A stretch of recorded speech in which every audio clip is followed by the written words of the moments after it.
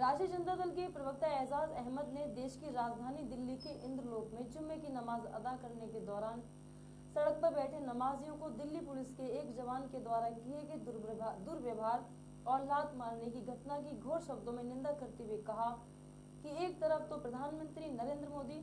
देश की 140 करोड़ की जनता को अपना परिवार कहते हैं, तो दूसरी तरफ केंद्र सरकार के अधीन कार्य कर रही दिल्ली पुलिस उसी परिवार के सदस्यों को लात घूंसों से मारकर उन्हें इबादत करने से रोकती है,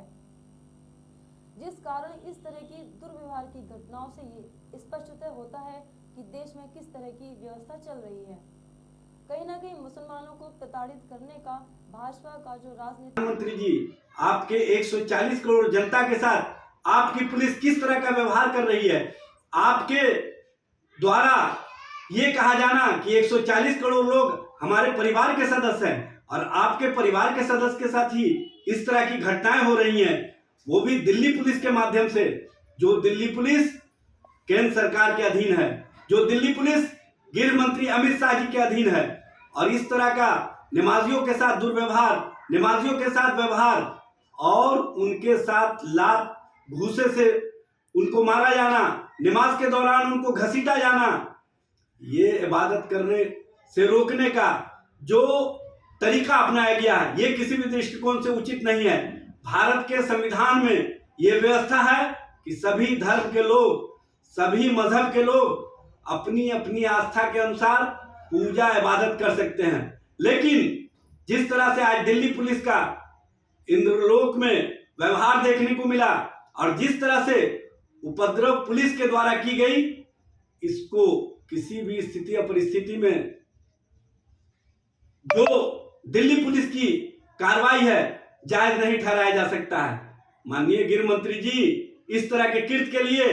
आप देश की जनता से माफी मांगिए, देश के मुसलमानों से माफी मांगिए और इस तरह के कृत्यों में लिप्त जो भी पुलिस अधिकारी हैं उनको तत्काल प्रभाव से बर्खास्त कीजिए और उन पर उपद्रव फैलाने, माहौल खराब करने और साथ ही साथ जो धार्मिक आस्था है उसके साथ जिस तरह से व्यवहार की गई है, ये कहीं से भी उचित नहीं है। इस पर विभिन्न धाराओं के अंतर्गत उन लोगों पर मुकदमा दर्ज करके उनको जेल की सलाखों में भेजने का काम कीजिए। एक धर्म के प्रति जिस तरह का व्यवहार किया गया है और जिस तरह से माहौल को बिगाड़ने के लिए कार्रवाई की गई है, ये कहीं ना कहीं एक साजिश मालूम होती है और ये किसी न किसी स्थिति या परिस्थिति में इसको राजनीतिक लाभ लेने की दृष्टि से किया गया कार्रवाई माना जा सकता है। अगर गृह मंत्री अमित शाह जी, प्रधानमंत्री नरेंद्र मोदी जी 140 करोड़ लोगों को अपना परिवार मानते हैं, तो उन परिवार के साथ किए गए दुर्व्यवहार के लिए माफी मांगे और इस तरह के कृत्यों में शामिल सभी पुलिस पदाधिकारियों, सभी पुलिस को और इंद्रलोक थाने के अंतर्गत जितने भी पुलिस पदाधिकारी हैं उनको बर्खास्त कीजिए, उन पर कार्रवाई कीजिए।